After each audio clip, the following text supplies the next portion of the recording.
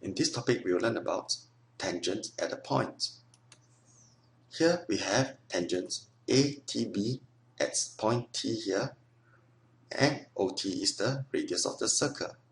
Angle OTB is equals to angle OTA, and it is 90 degrees.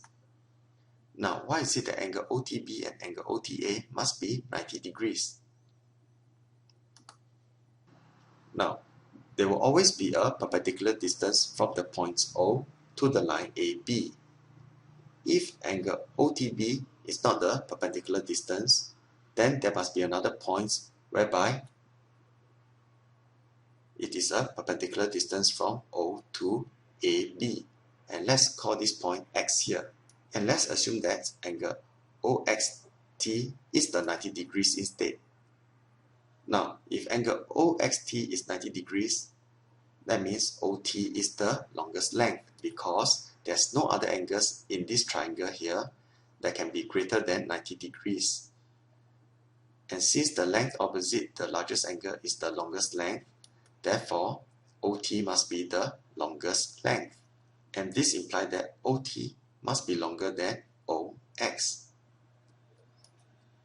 We know that OT is equals to OY because they are both radius of a circle. Now, since OT is equals to OY, therefore OY is also greater than OX, which is actually impossible because clearly OX is longer than OY. And since this is impossible, this statement about OTB not being 90 degrees must be false. As such, OTB must be 90 degrees. If we have tangent ATB at point T here, then this tangent must be perpendicular to the radius from O to T. And we call this angle property tangent perpendicular to radius.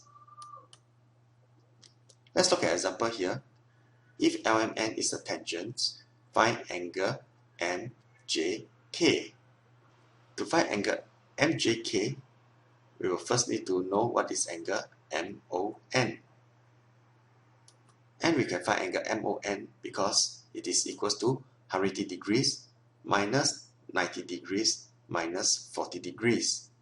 And this is because of angle sum of triangle and tangent perpendicular to radius. And angle MON here is equals to 50 degrees.